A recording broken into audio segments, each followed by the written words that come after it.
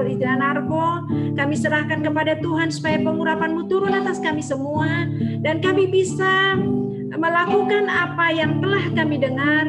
Bahkan ada ide-ide yang baru bagi kami di masa-masa sulit seperti ini, Tuhan. Terima kasih Bapa. Ajar kami semua supaya kami menjadi produktif di masa-masa yang sulit ini, karena memang sungguh kami memerlukan Engkau. Terima kasih Bapa, di dalam KKA, di dalam rumah tangga, di dalam pekerjaan, kami sungguh memerlukan Engkau. Oleh sebab itu, malam hari ini kami serahkan kepadamu, biar kekuatan yang baru, gairah yang baru ada bagi setiap kami masing-masing. Karena kami telah melakukan aktivitas kami sepanjang hari ini, telah menyelesaikan puasa dan juga segala aktivitas kami, dan kami mau duduk mendengarkan. Biarlah kemampuan yang daripada-Mu tambahkan terus atas kami, untuk kami bisa dengan konsentrasi di dalam menangkap materi yang akan disampaikan kepada kami. Terpujilah Engkau buat anugerah-Mu, dalam nama Yesus Kristus kami berdoa dan mengucap syukur. Amin. Waktu selanjutnya saya serahkan kepada Pak John. Baik. Terima kasih buat kesempatan dari GSCA Batu Tulis. Maaf sebentar, ini saya lupa nggak colok. Ya, selamat malam Bapak Ibu. Terima kasih untuk kesempatan melayani di GSCA Batu Tulis. Sebelum pandemi dulu ya beberapa kali ya pelayanan ke sana, tapi sekarang kita berjumpa via Zoom. Nah, tema kita malam ini dibagi 2 sesi ya, hidup produktif dalam pekerjaan, lalu nanti adalah pelayanan. Nah, saya senang kita malam ini lebih banyak tanya jawab supaya Bapak Ibu bertanya yang betul-betul pengen diketahui dan saya bisa berbagi bicara juga yang betul-betul dibutuhkan. Jadi nanti saya berharap respon dari jemaat ya, mungkin dimulai dengan moderatornya dulu. Nah, saya berbagi singkat aja 5-10 menit aja sebagai pendahuluan mengenai produktif dalam pekerjaan. Nah, kalau bicara produktif dalam pekerjaan, saya mau mengambil contoh di Alkitab, ya. Saya mau bacakan aja ayat. Malam ini nggak banyak ayat yang saya baca, tapi nanti sambil menjawab pertanyaan, ya mungkin saya akan sampaikan ada tertulis misalnya gitu ya.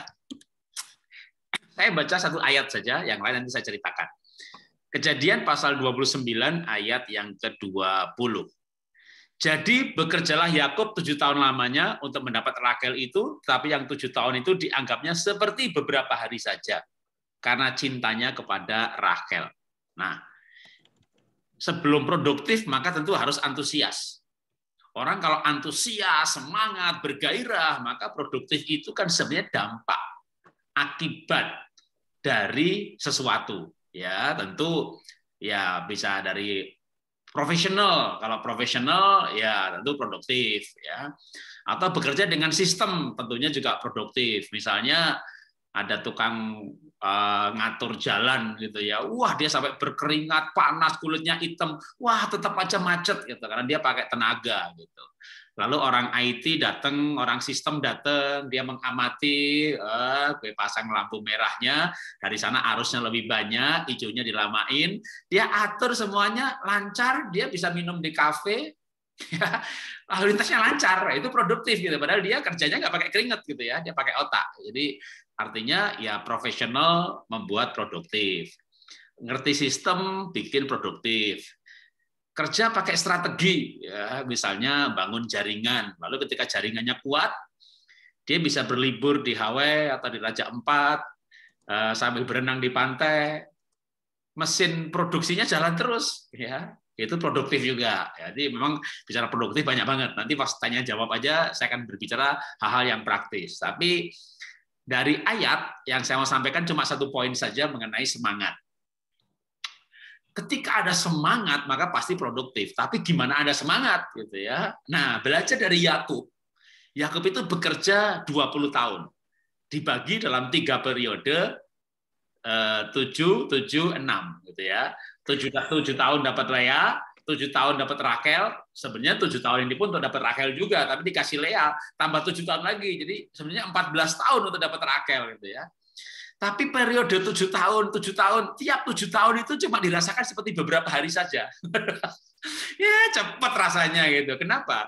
Karena bergairah. Orang kalau bergairah itu waktu terasa cepat.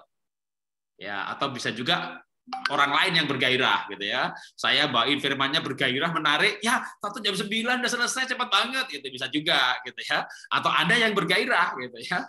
Tapi kalau dua-duanya nggak bergairah gitu, ini kapan selesainya, banyak ngomong nggak ada isinya. Orang yang waktu terasa lama itu menderita.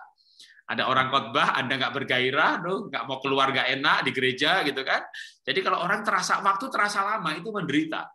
Kenapa nih khotbah nggak selesai-selesai gitu ya? Kenapa sekolah nggak selesai-selesai? Anda bicara sama orang lain, Anda nggak bergairah mendengarkan. Pokoknya kalau nggak bergairah itu waktu terasa lama. Tapi kalau bergairah gitu ya, nah Yakub itu bergairah karena dia cinta. Makanya orang pacaran itu 2 jam nggak terasa gitu.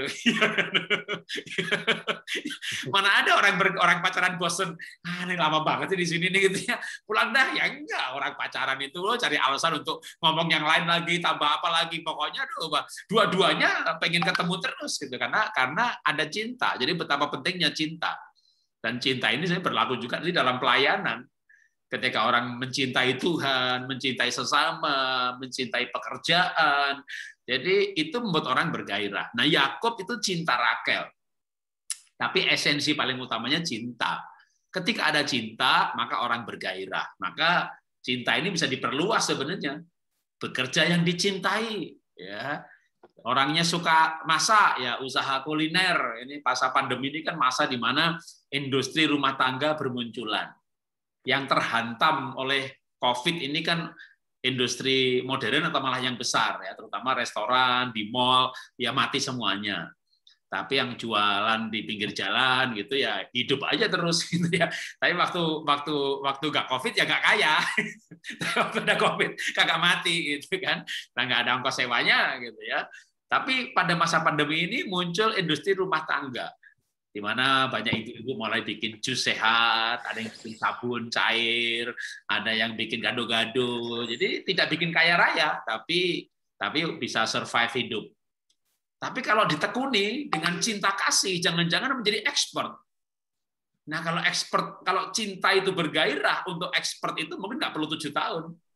Jangan-jangan dalam setahun aja sudah menjadi gado-gado paling enak.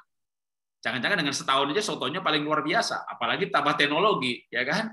Viral, waduh, ini zaman di mana pada zaman sekarang ini segala sesuatu bisa bertumbuh dengan amat sangat cepat. Sehingga sebenarnya untuk produktif itu juga sekarang ini lebih mudah sebenarnya. Tapi untuk bisa masuk itu yang susah. Jadi Yakub itu bekerja bergairah karena cinta. Maka sebenarnya bekerja yang dicintai. Suka masak, usahanya restoran, kafe, buka catering, buka makanan ya lewat online aja jualnya, nggak perlu stok ya, kalau perlu pre-order. Berarti pokoknya nih gado-gado hari ini yang ya udah ada datanya kan, setiap hari rata-rata 10 apa 200 bungkus ya, nyetoknya di bawahnya sedikit, dengan di atasnya kan bisa ditambah gitu, sehingga kita mengusahakan zero stock gitu ya. Malam hari pas mau tutup itu sisa-sisa stok itu tinggal 2-3 porsi makan sendiri sekeluarga. Itu bukan hanya produktif, efisien. Dan zaman sekarang itu bisa karena kita bisa pre-order.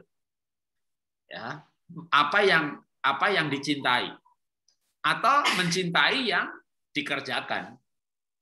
Jadi misalnya saya dulu usaha sepatu, saya orangnya nggak suka fashion, saya jual beli sepatu, baju, kosmetik, barang-barang fashion gitu. Jadi saya nggak cinta produknya. Cinta apanya dong? Cinta untungnya. Cinta tuh duitnya tuh untungnya. Jadi sebenarnya kerja itu apa aja bisa bergairah ya. Kalau ada, saya tuh nggak suka baju, suruh bantu papa jualan baju, nggak usah cinta bajunya, cintanya untungnya ya kan. Hitung tuh untungnya berapa ya, supaya bergairah minta komisi sama orang tua, sama walaupun orang tua sendiri. Minta pembagian saham gitu ya, bergairah. Jadi kita mencintai hasilnya aja, udah produknya apa aja, yang penting halal dan ada untungnya. Jadi mencintai untungnya itu paling praktis gitu ya. Supaya bergairah lagi kita bisa bekerja untuk yang kita cintai. Yakub bekerja untuk Rakel. Nah, tinggal Anda bekerja untuk siapa? Saya bekerja untuk Tuhan, Pak. Waduh, Tuhan baik. Artinya motivasi bekerja untuk Tuhan itu ya nanti kita bahas di sesi yang kedua, ya kan? Sekarang bekerja untuk yang dicintai. Wah, pasangan mah bikin enak, Pak. Kalau saya ingin pasangan saya malah jadi males, Pak. Lah saya rajin, dia males kan. Saya capek dong, Pak, punya pasangan males. Jadi kalau saya bekerja buat dia, kok enaknya dia. Ya sudah, ya nggak bisa dipaksain bekerja untuk pasangan. Bekerja untuk anak, nah ya kan, ibu-ibu kalau demi anak-anak kan semangat, ya kan, anaknya dipanggil, nak demi kau, mama ini hidup, nak demi kau, gitu ya, bukan demi suami, ya dia mah biarin aja, hidup syukur kena COVID, puji Tuhan, gitu ya. Jadi kalau misalnya untuk pasangan itu susah, ini saya tertawa begini itu karena ada loh yang orang itu ada yang lihat pasangannya itu udah rasanya udah kayak malah capek hidup ini gitu ya. Jadi nah, tapi kalau capek dengan pasangan kan kita bisa dengan anak-anak. Jadi yang penting cinta. Cinta itu bikin bergairah seperti Yakub. Nah, kalau kita menjalani pekerjaan itu dengan cinta, maka bergairah. Kalau bergairah, maka produktif. Nah, tadi saya cukup ya. Saya serahkan ke moderator aja, kita bisa tanya jawab lebih lanjut supaya saya berbicara yang Bapak Ibu pengen tahu. Ya. Baik, Bapak Ibu sekalian, terima kasih Pak Jarod untuk sesi pertama. Ini sangat bergairah ya. Pak Jarod menyampaikan dengan sangat luar biasa. Oke, saya tunggu pertanyaan dari Bapak Ibu sekalian malam hari ini. Bisa chat di kolom chat yang ada di Zoom ya. Ada situ di kolom chat, boleh. Boleh juga nanti bertanya secara langsung. Namun sebelumnya saya akan ajukan pertanyaan ya kepada narasumber kita. Kira-kira Pak, ya apa halangan untuk orang itu bisa menjadi produktif ya, dan cara untuk mengatasinya apa gitu? Ya banyak ya. Yang pertama itu ya males. Orang males itu gimana mau produktif gitu ya. Ya sekarang cara menghalanginya bangkitkan tadi cinta, supaya cinta itu menjadi dorongan untuk rajin, karena rajin itu kan lawannya malas kan rajin. Rajin itu kan butuh dorongan. Maka orang harus menemukan motivasi atau alasan. Nah, kadang motivasi itu tiap orang berbeda-beda. Ada orang yang motivasinya itu kalau dia itu mendapatkan rasa senang. Maka untuk bergairah ya dan produktif, temukan rasa senang di dalam pekerjaan. Ada juga yang orang itu motivasinya adalah untuk mendapatkan apresiasi. Ya lakukan. Jadi apa motivasi masing-masing, temukan motivasi untuk melakukan hal itu. Halangan untuk produktif adalah misalnya tidak fokus, jadi kebanyakan ide. Ini milenial ini kadang-kadang kalau zaman saya ini ya, baby boomer ke atas atau generasi X ke atas yang umurnya 45-50 tahun ke atas, ini era generasi yang kurang informasi. Tapi kalau milenial itu malah kebanyakan informasi, maka namanya information flooded. Jadi terlalu banyak mengakses informasi karena gadget begitu mudah, sehingga akhirnya otak ini badan bahkan udah capek, mau tidur tapi tidak bisa tidur karena otaknya masih mencerna informasi. Nah, kebanyakan informasi itu bisa nggak fokus, nggak produktif. Nggak produktif karena kebanyakan mikir yang lain gitu ya, yang sebenarnya nggak perlu dipikirin gitu. Pikirkan aja yang menjadi tanggung jawabnya gitu loh ya. Menterinya mau diganti ya bukan urusan kita, apalagi menteri yang bukan urusan kita gitu ya. Kalau kita bisnis, menteri perindustrian penting ya mungkin kita jadi tahu gitu ya. Tapi kalau kita dagangnya soto ya, menteri pendidikan mau diganti ya terserah lah gitu ya. Kita tuh nggak usah kepo mau tahu segala hal gitu ya. Jadi kalau kita pengen tahu segala hal, akhirnya otak kita tuh mikir macam-macam. Itu namanya banjir informasi. Jadi kita mengatasinya gimana? Pilihlah informasi yang memang berhubungan dengan bidang kita. Sehingga kita justru makin expert dengan bidang itu. Tadi waktu pendahuluan saya katakan, orang bisa produktif kalau expert. Nah, expert ini kan juga bisa dari skill atau pengetahuan. Jadi kalau misalnya Bapak Ibu ini usahanya makanan gitu, ya udah menggali informasinya itu bidang makanan saja, ya si Fadison ngapain nggak usah dipikirin, pengacara itu selingkuh nggak usah diikutin, udah nggak ada hubungannya. Jadi kita fokus aja pada bidang kita mencari informasi sehingga itu membuat kita lebih mudah fokus. Ya mungkin sampai di situ dulu Pak. Ya baik. Teman-teman, adakah yang mau bertanya? Silakan. Saya mau Jemaat. bertanya ya, Boleh, Pak. boleh. Ibu Heni, silakan Ibu Heni. Pak Jarod, saya boleh nggak apakah Pak Jarod sendiri dalam masa pandemi ini ada kesaksian gitu Pak? Apakah mengalami juga nggak masa sulit Pak, terutama dalam bidang pekerjaan Pak? Oke, ya. Kan kita temanya produktif pada masa sulit gitu ya. Sulitnya ini bisa sebelum pandemi pun udah sulit gitu ya. Saya ini usaha saya itu banyak. Jadi tahun 98 lulus kuliah saya kerja di pabrik makanan. Lalu tahun 90 saya pindah ke Astra. Nah, waktu di Astra sebagai sales, saya sales yang produktif. Saya menjadi sales yang terbaik ya. Sales dengan GP yang terbaik sehingga akhirnya expert, maka 3 tahun saya di Astra, saya keluar buka usaha sendiri. Saya buka sendiri usaha ekspor. Dan dalam waktu 6 tahun, kita mengekspor hampir ke semua belahan dunia ini. Jadi produktif juga. Lalu kami sempat buka toko shop in shop di Ramayana itu lebih 30 cabang. Singkat cerita, ya usaha kami IVA yang paling berkembang. Pada tingkat produktivitas tertinggi kami punya member 500.000 orang. Stokis kami di 230-an kabupaten, dan di semua provinsi. Nah, bicara masa sulit, maka sebenarnya sebelum pandemi, itu kan millennial feels everything. Millennial itu dalam arti digitalisasi, shifting, perubahan yang terlalu cepat. Nah, dalam topik mengenai millennial feels everything, maka itu ada produk jasa yang akan terbunuh oleh digitalisasi. Di antaranya adalah retail, dan retail yang terhantam duluan adalah MLM dengan adanya platform-platform yang lain. Nah, itu saya sudah mulai masuk masa sulit tuh, mulai nggak untung lagi. Begitu saya mulai masuk ikut-ikut buka platform seperti Lazada, Zalora, maka lebih dari 100 miliar yang saya pikir uang itu waktu itu banyak, ternyata melawan raksasa dunia yang kapitalnya triliunan, uang lebih dari 100 miliar itu habis dalam 2 tahun saja, sehingga saya bangkrut. Jadi saya betul-betul mengalami masa sulit. Itu belum COVID, gitu ya. Lalu COVID datang. Selain IVA, kan saya punya Happy All Kit. Iya. Jadi orang bilang begini, wah Pak Jarod mah enak, IVA-nya tutup masih punya Happy All Kit, pendidikan. Pendidikan kan sustainable, stabil, gitu ya. Iya, sebelum COVID datang.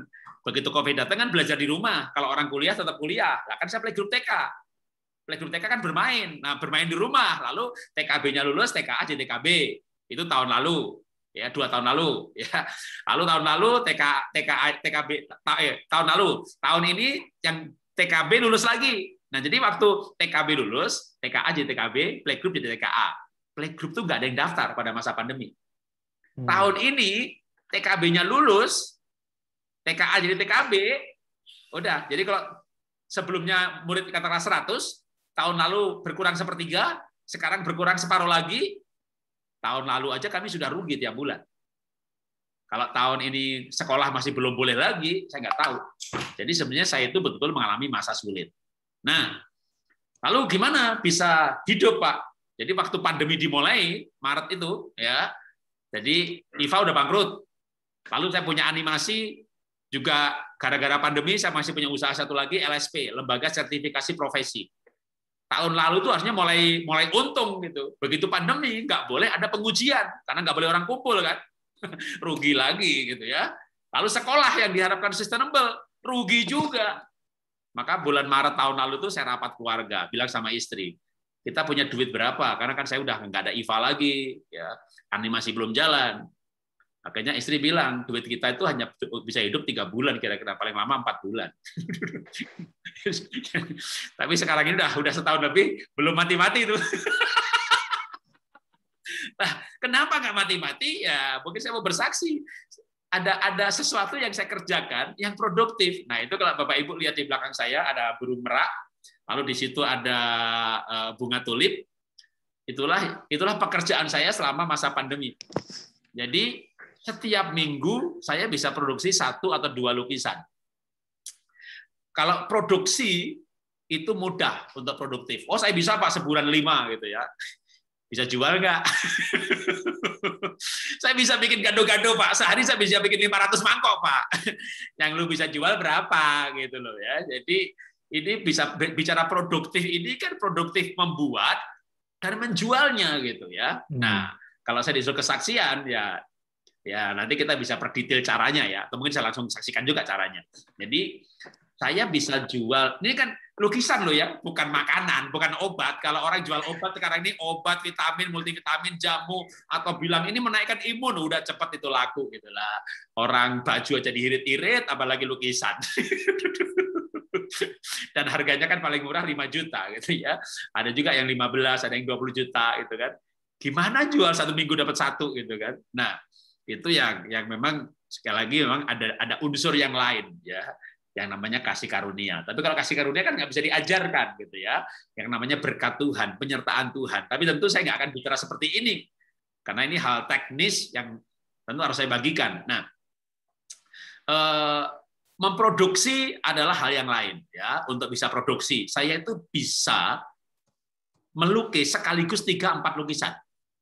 Jadi kanvas dijejer gitu, sambil ngelukis ini, nunggu yang kering yang satu, saya kerjakan kedua, nunggu kering yang kedua, yang ketiga. Karena ngelukis itu, misalnya gini, ini lapis pertama, belum kering, nggak bisa lanjut berikutnya lagi, nanti warnanya campur gitu ya.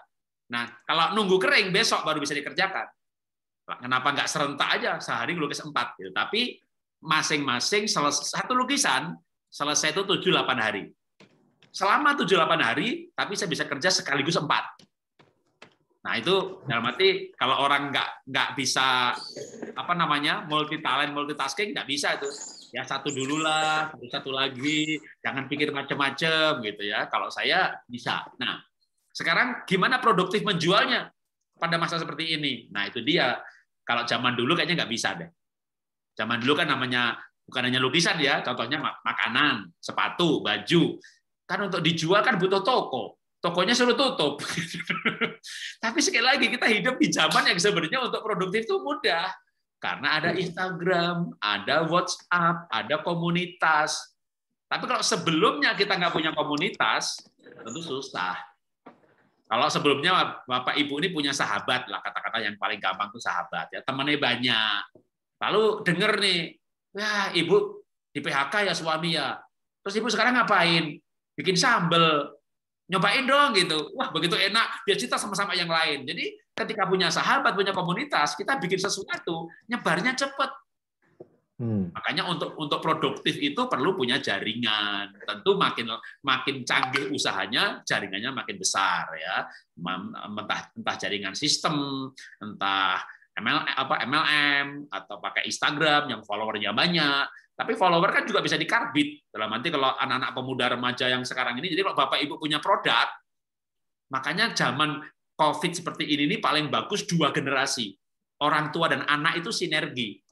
Ibunya jago bikin gado-gado, ya kan? 1 hari bisa Pak 500 mangkok. Jualnya piye? Nah, jualnya minta tolong anak tuh yang masih SD atau SMP itu loh ya. Mereka tuh ngerti caranya marketing digital. Gimana mengiklankan gado-gado ini supaya yang melihat di Instagram atau Facebook atau YouTube hanya orang dalam radius 10 kilo dan dipilih yang umurnya sekian. Jadi iklan itu bisa customize. Jadi hanya dengan iklan 10-20 ribu 1 hari, murah banget kan? Omsetnya bisa naik 200 kali. Gitu loh. Maka ini untuk produktif ini memang sebenarnya ya perlu produk, perlu knowledge. Tapi kan orang tua kagak ngerti-ngerti gitu kan. Makanya zaman susah ini perlunya orang tua dan anak. 2 generasi bekerja sama. Kan jarang ada orang tua yang umurnya 50 tahun ke atas kayak saya begini, YouTuber juga, Instagramer juga. Facebooker juga. Facebook aja saya punya 8 account gitu kan. Jadi kalau yang tidak bisa seperti saya ya udah minta tolong anaknya aja nanti yang Mama bikin gado-gado, nak kamu yang jualan ya nak ya. Ini satu gado-gado, ini modalnya kalau mama hitung ini cuma 12.000, kamu jual 25.000, 5.000 buat kamu gitu loh ya. Jadi pakai tangannya orang lain. Oke, terima kasih. Baik, terima kasih Pak Jarod. Gimana Ibu Heni? Ada lagi yang mau ditanyakan? Sudah jelas, makasih Pak Jarod. Baik, luar biasa. Ini ada pertanyaan ya dari teman kita, dia japri langsung ke WA saya. Ini teman-teman juga boleh japri saya langsung ya. Pertanyaannya bagaimana atau apa yang harus dilakukan? Sebentar, ada yang saya mau admit. Apa yang harus dilakukan untuk satu ide atau mimpi yang dia punya ini, sementara masih sibuk dalam aktivitas yang belum memungkinkan untuk ditinggalkan. Kayak gitu. Jadi dia punya mimpi, punya harapan, pengen melakukan sesuatu, tapi ada pekerjaan, kesibukan yang belum memungkinkan untuk ditinggalkan. Itu bagaimana, Pak? Tolong pencerahannya. Mimpi aja dulu. Jadi begini loh, hidup ini ada prioritas ya. Saya misalnya contoh, saya waktu itu kerja di Astra. Saya digaji untuk bekerja 8 jam sehari, 5 hari seminggu. Ya, Sabtu Minggu saya libur. Tapi kalau saya kerja cuma 8 jam, saya nggak bisa mendapat pencapaian yang maksimal. Maka saya sering waktu itu lembur tanpa digaji lembur, tapi kan memang saya mau prestasi. Jadi, tapi saya punya impian. Impian saya adalah suatu waktu saya membuka usaha sendiri, supaya saya punya kebebasan waktu untuk melayani. Dan akhirnya kan tercapai. Saya punya perusahaan sendiri, punya kongsi lagi, punya orang-orang yang bisa dipercaya, sehingga saya bisa pergi pelayanan keliling dunia ini, dan perusahaan saya jalan terus. Itu impian waktu itu. Tapi ada saat di mana impian ini belum bisa dilakukan. Kalau saya lakukan pun, saya akan korupsi waktu. Digaji kerja 8 jam, lalu diam-diam buka Facebook sendiri, buka Instagram sendiri, ngerjain milik sendiri. Itu aja dosa malah. Mana ada orang diberkati kalau berbuat dosa. Jadi kita harus belajar punya integritas. Nah, kalau waktunya belum memungkinkan, ya jangan dulu. Atau betul-betul kita mengerjakannya pada Sabtu dan Minggu, atau pada malam hari. Saya terus terang kagum dengan generasi milenial, ya paling nggak anak-anak kami. Anak saya 2 kerja di Singapura, 1 di Melbourne, sekarang pulang ke Jakarta. Nah, yang di Jakarta ini dia begitu dapat pekerjaan 3 bulan pertama itu langsung work from home gitu ya. Jadi dia kerja di rumah gitu. Lalu suatu ketika ya kayak kita mau ngajak pergi gitu ya. Dia tuh nggak mau loh, aku kan kerja Pak gitu. Kan kerja di rumah. Jadi tetap dia hitung kalau dia bangunnya kesiangan gitu ya. Dia kerja jam 9, dia kerja sampai jam 6 gitu. Dan selama itu betul-betul dia nggak ngerjain yang lain gitu. Saya pikir hebat banget ya, Tuhan nggak lihat gitu. Bos nggak ngelihat, tapi dia jujur dengan dirinya sendiri, dia berikan waktunya 8 jam untuk perusahaan di mana dia bekerja. Padahal dia juga, anak saya ini selain bekerja, dia dapat order nih. Loh, kerja di Jakarta, ini belum lama nih, masa malah baru berapa bulan yang lalu gitu kan, dia pulang dari Australia pas masa pandemi ini. Nah, katakanlah gajinya 5 juta gitu ya. Tapi dia dapat sambilan nih, kan dia lama di Australia. Jadi dia dapat order dari Australia bikin brosur gitu. Nah, bikin brosur aja dapatnya $400. Satu brosur gitu ya. Jadi sebenarnya kalau dia ngerjain sambilan begitu, duitnya lebih banyak gitu. Tapi saya tuh diem aja ngeliatin anak saya gitu. Kok yang itu belum dikerjain? Ya ntar Sabtu Minggu dah, atau ntar malam kenapa kan? Aku kan sekarang kerja gitu. Dalam hati saya, hebat juga nih anak. Kalau dia kerjain yang orderan sambilan itu, toh dia work from home, bosnya nggak tahu gitu. Bahkan kalau misalnya kantornya sudah canggih ya, sekarang ini ada work from home tapi kantornya canggih. Jadi dia minta kita install sebuah software sehingga bos di kantor bisa lihat laptop kita. Kalau laptop kita hybridnya terlalu lama, dia tahu kita nggak kerja. Jadi dia bisa seolah melihat apa yang tampil di desktop kita. Jadi memang betul-betul sebenarnya sama aja work from home tapi diawasi. Tapi anak sebenarnya kalau mau ngakali mah bisa aja. Di depan dia pasang aja 2 laptop. Nyambi yang lain gitu ya. Tapi saya lihat anak-anak sekarang itu ya, kalau paling enggak anak saya ya, mereka punya integritas untuk tidak mau korupsi waktu. Nah, maka saran saya, jangan korupsi waktu. Kalau punya impian, maka impian itu pada masa yang belum bisa dilakukan, katakanlah 2-3 tahun ini, impian itu diperdetail. Kalau mau usaha, usahanya apa? Kongsian atau sendiri? Modalnya butuh berapa? Mulai susun informasi, bikin strategi, mulai membaca orang-orang yang punya usaha yang serupa, itu kisah suksesnya bagaimana? Kisah gagalnya bagaimana? Jadi pada masa bermimpi ini, impian itu diperdetail. Saya punya impian, misalnya ketika usaha MLM bangkrut gitu ya, pengen bikin namanya Happy Holy Kid Park. Atau Happy Holy Kid Land. Kan ada Disney, ada Disneyland. Ada film Disney, ada Disneyland. Kan Happy Holy Kid ada sekolahnya udah ada, filmnya udah ada, film animasi Happy Holy Kid. Lalu saya mulai bermimpi Happy Holy Kid Land. Nah, itu impian juga yang besar sekali. Nah, sambil nunggu impian itu terjadi, impian itu diperdetail, dibuat sketsanya. Saya cari buku yang namanya Imagineering.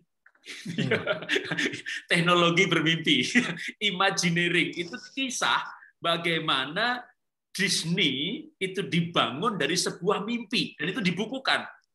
Wah, saya baca itu saya senang sekali. Wah, berarti saya udah bener, track saya udah betul. Jadi ketika kita bermimpi, kita bisa perdalam impian itu. Nanti pas pada waktu yang memungkinkan, di luar jam kerja, Sabtu Minggu, kita perdalam lagi. Percaya bahwa semua itu ada waktunya. Kalau Amsal berkata, pengkhotbah berkata kan, ada waktu menanam, ada waktu menabur, ada waktu lahir, ada waktu mati, ada waktu kerja sama orang lain, ada waktu kerja sendiri. Itu semuanya ada pada waktunya. Nah, jangan memaksakan diri, apalagi sampai istilah saya itu maaf nih saya bicara keras, jangan sampai korupsi. Ya, kalau memang mau kerja, fair aja sama kantor. Pak, saya kerja nggak 5 hari dia seminggu, minta 4 hari aja, gaji saya dikurangi nggak apa-apa, saya ada pekerjaan lain gitu. Itu lebih fair. Tapi apa yang kita digaji, kita terima duit, ya berikan itu untuk yang menggaji kita. Itu kalau saya lebih senang sikap-sikap seperti itu karena itu sebenarnya akan membentuk kita mental. Dan mental karakter ini nanti waktu kita usaha sendiri ternyata lebih berharga daripada uang, modal, jaringan, ilmu, dan teknologi. Ya, karena itu kan berhubungan dengan kepercayaan. Oke, terima kasih. Baik, terima kasih Pak Jarod. Ini ada satu pertanyaan Pak. Ya mungkin dari sisi kesaksian Bapak tadi, Bapak punya anak yang memang produktif ya.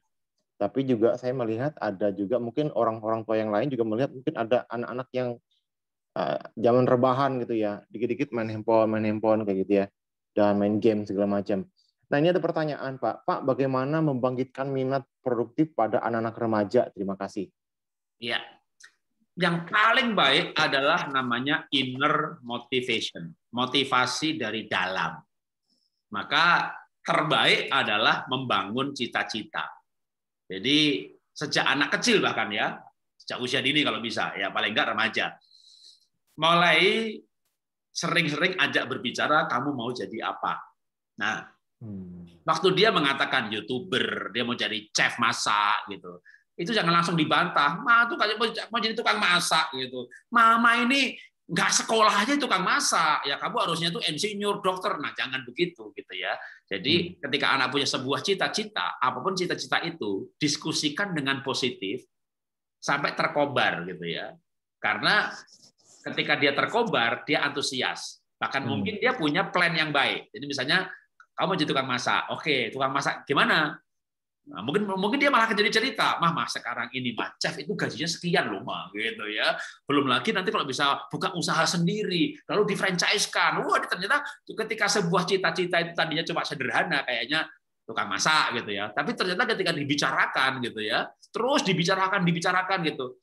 Bisa juga akhirnya malah ternyata susah ya Mah ya. Kalau itu nggak jadi deh. Nah, jadi bukan kita yang bilang jangan gitu. Bisa juga akhirnya anak yang bilang nggak jadi, atau malah anak jadi antusias dan cita-citanya berkembang. Jadi orang itu akan antusias kalau punya cita-cita.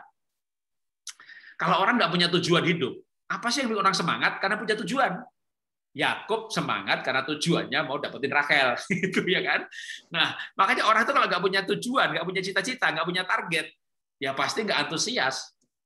Maka paling penting adalah memberikan target, cita-cita. Cita-cita itu sesuatu yang di dalam dia. Memang ada cara lain sih, misalnya reward and punishment. Jadi kalau rajin dikasih hadiah, tapi hadiah itu kan sesuatu yang di luar dia. Nah, reward and punishment hanya boleh untuk 6 sampai 12 tahun. Jadi kalau di bawah 12 tahun nggak apa-apa. Ya, kalau rajin diajak pergi dibeliin es krim, kalau dia rajin belajar nilainya bagus, nanti gadgetnya di-upgrade, nanti kalau dia rajin belajar, rajin bantu orang tua, kalau ke mall dapat koin lebih banyak bisa main dingdong gitu ya, atau anak SD nanti kalau dia rajin belajar dapat ranking dibeliin sepeda. Itu menurut saya maksimal sampai usia 12 tahun. Pada saat remaja dia harus dimotivasi dengan sesuatu yang di dalam dirinya. Apa itu yang di dalam dirinya? Tujuan hidup, cita-cita, impian, target. Itu sesuatu, aku mau sukses kayak bapak itu, aku mau jadi seperti ini gitu ya. Itu impian, cita-cita. Ya, itu membuat dia pasti akan bergairah untuk cita-citanya. Mungkin secara manusiawi dia capek, ya dia tidur, dia bosen, ya dia main gadget dulu. Tapi kalau dia udah punya cita-cita, ngingetinnya gampang. Ya, tinggal diajak ngobrol aja lagi gitu ya. Gimana dengan impianmu? Oh masih mah, aku mau begini. Oh oke. Jadi udah selesai kegiatannya belajar lagi dong atau apa lagi dong. Jadi anak yang punya tujuan, punya target, dia akan antusias. Jadi intinya dasarnya sebenarnya di situ ya. Kalau belum punya ya, jadi didik itu emang ada tahapannya. Jadi kita harus mulai dari yang paling mendasar, memberikan anak atau menanam cita-cita. Ya. Baik, terima kasih Pak Jarod. Ini ada satu pertanyaan lagi, dua deh ya. Nanti kita akan lanjut ke sesi yang kedua ya. Waktunya sudah berjalan sangat cepat, kayaknya sangat antusias nih Pak. Nah ini pertanyaannya, ada ibu yang bingung nih Pak. Jadi dia bilang anak umur 19 tahun itu masih belum tahu mau ngapain. Kalau ditanya nggak tahu, kalau ditanya nggak tahu. Nah pertanyaannya adalah bagaimana supaya anak ini nih tahu goalnya gitu Pak. Karena agak gimana nih, anak kayak ya asal mengalir gitu loh ya. Mungkin dia kalangan karismatik Pak ya, mengalir aja gitu Pak. Ya, kalau saya menyarankan paling baik itu sebenarnya assessment di tes. Dan di tes itu ada yang gratis. Jadi kalau anak atau kadang-kadang anak itu juga males karena mungkin dulu pernah punya cita-cita dilarang sama orang tuanya. Kalau itu pernah terjadi, ya orang tua harus minta maaf ya. Kalau itu nggak pernah terjadi, jadi orang tidak tahu cita-citanya karena dia tidak tahu siapa dirinya. Ya, makanya orang perlu tes. Nah, saya aja dulu lulus kuliah baru tahu siapa diri saya.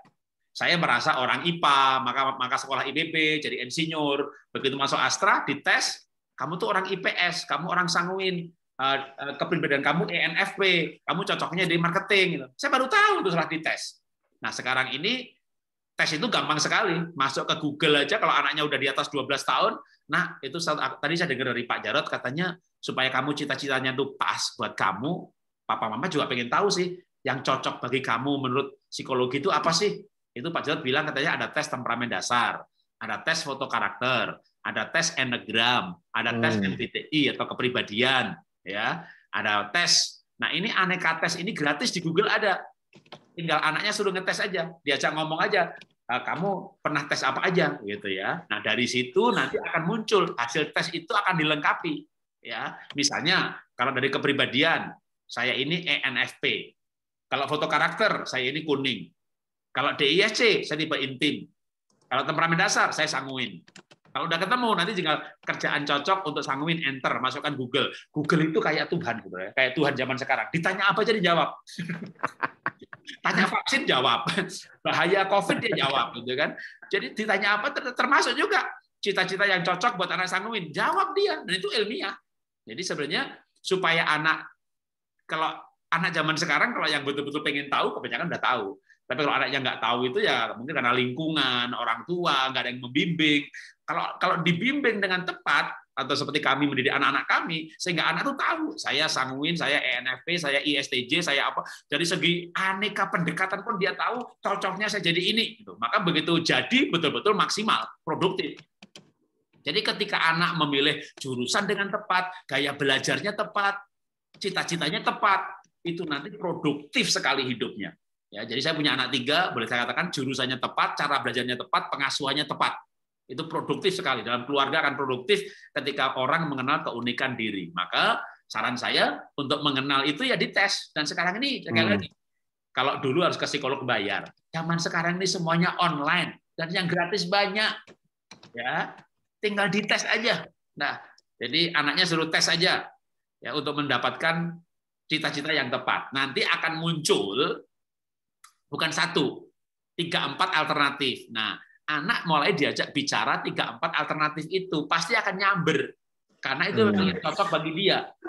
Tapi kalau anak disarankan cita-cita yang memang nggak cocok bagi dia, pasti nggak antusias. Nah, kamu jadi di insinyur, nah kayak Pak Jarod itu. Anaknya bilang, itu Pak Jarod jadi insinyur, sekarang khotbah, nggak dipakai ilmunya. Nanti malah dibantah. Itu Pak Jarod itu salah jurusan. Betul, saya salah jurusan karena Bapak Ibu saya nggak ngerti itu namanya DISC, foto karakter, temperamen dasar, MBTI, Enneagram, ngerti semuanya gitu ya. Saya ngerti, maka anak-anak saya nggak salah jurusan. Jadi Bapak Ibu menurut saya perlu anaknya aja disuruh. Kalau Bapak Ibu nggak ngerti apa itu temperamen dasar, apa itu MBTI, apa itu Enneagram, ya nggak ngerti lah pasti. Anaknya pasti ngerti. Ya, kalau Bapak Ibu sekarang nggak ngerti, selesai acara ini, Ibu enter aja tuh di HP-nya itu ya. Jangan dipakai HP-nya buat lihat sinetron, lihat lagu aja melulu atau hiburan. Coba belajar gitu ya. Nanti pasti jadi ngerti. Sehingga bisa ngajak ngomong anaknya ya. Oke. Teman-teman, Bapak Ibu sekalian, kita ada 2 pertanyaan lagi ya. Ini pertanyaan terakhir ya. Mohon maaf sebelumnya, nanti ada sesi pertanyaan berikutnya. Ini pertanyaan yang terakhir, yang dua pertanyaan terakhir ya. Untuk bisa produktif pasti diperlukan juga yang namanya niat dan kesempatan ya. Selain daripada adanya modal dan talenta, bagaimana kita bisa membaca kesempatan ketika niat ada tapi modal tidak ada dan skill juga kurang nih Pak. Jadi ya, memang harus dimulai pertama dengan impian. Impian itu paling bagus kalau tepat.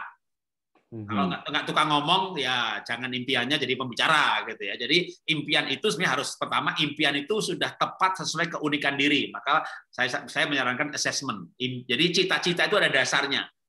Ya, dasarnya seneng boleh juga, tapi kalau mau dipertambah dengan tes kan akan lebih akurat lagi. Nah, ketika ada impian, maka akan ada persiapan.